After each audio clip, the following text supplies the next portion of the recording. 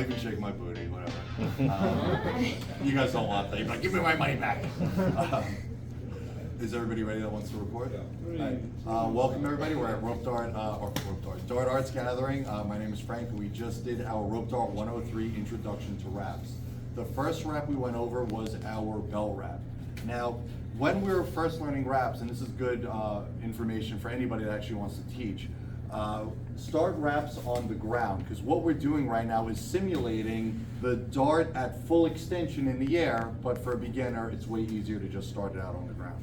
You want to make sure that you have a nice taut leash, because again, it's at full extension in the air. I'm going to do my A-OK grip underneath, keep it nice, keep the grip nice and loose. I'm going to keep my lead hand relatively stiff, and I'm going to pull my anchor hand away from my lead hand to get the rope dart to do that.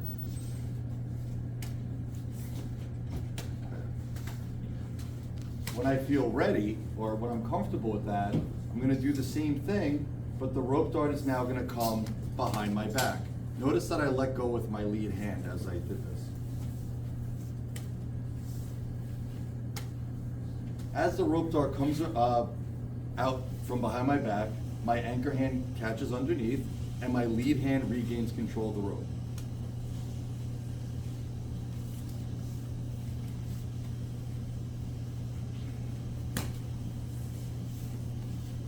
Here. I would have a down spin. When I feel comfortable, I'm going to step forward with my lead foot. I lift my anchor elbow up, and I cast the dart underneath my anchor elbow and have it come over my lead shoulder for a basic belt wrap exit shot.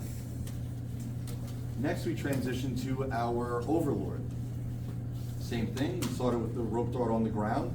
We're bringing out, real quick, trick of the trade with the belt wrap.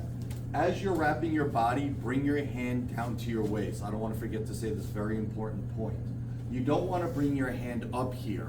Not that that's bad, it's just going to put you in a different wrap. And there's going to be a whole bunch of sexy things you can do there, but if you wanted to do a belt wrap, that's not it.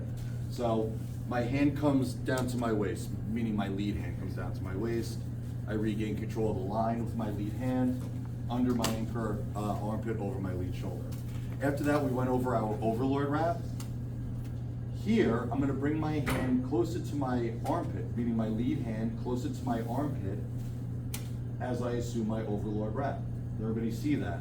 So it's one down here for the belt, here for the overlord. We're putting our hands where we want it. There's no magic. You're making it happen. Here.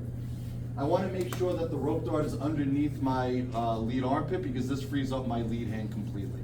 And that's a good thing. Let's take this real quick. Here. Once we got here, we implemented the pumping technique. We pump. When we're ready, comfortable, and have enough momentum, we send the dart up and catch it underneath, or we put our lead elbow underneath it, and we allow the leash to fall on top of it. From here, my lead foot would step back. I would do a single twine elbow shot off of my lead side.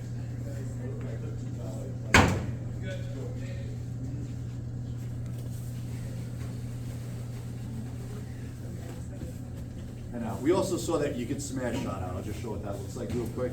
Here, and kind of a forward shot. Not even kind of, a forward shot. After that, we went over the dragon wrap. We're in home position with a downward spin, because we know that 99.9% of all rope dart techniques start from this one position. I'm getting like amens in the crowd, so we know it's true. From here, we're going to, put this up, we're going to cast the dart underneath our lead armpit, have it come over our anchor shoulder, and we're going to lift our anchor arm up as a guide. Now notice that when I cast the dart, I let go of all my line. You don't want to have, we call this extra rope here the tail. When you do a dragon wrap, you don't want to have all that extra tail, because now you have no line to do stuff. Everybody sees that, right? So all the line comes out. I regain control with my lead hand. Now we went over the most boring of all dragon wrap exits, where we stalled, reversed the spin, stepped forward with our lead foot, anchor elbow, down out the lead armpit.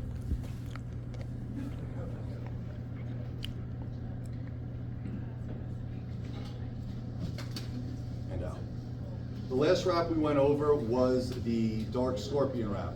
I'm in my home position, but this time I have an upspin. I'm going to step forward with my lead foot. I'm going to cast the dart over my anchor armpit and have it come out under my lead, over my anchor shoulder and have it come out under my lead armpit. Now, just to get that out, my lead hand comes up, around, and catches underneath with this wrap.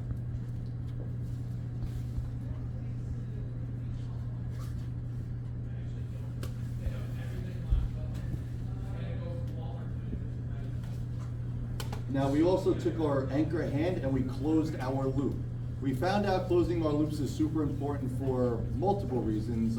Stacking wraps would be one that someone mentioned. But another reason is that when you don't close your loop and you have all this extra line out, it's the quickest way to get the rope dart caught up in itself or you or something. Like we said during the class, it's like taking this thing, this long thing that's all over the place and bringing it down and making it manageable. Close your loops, kids.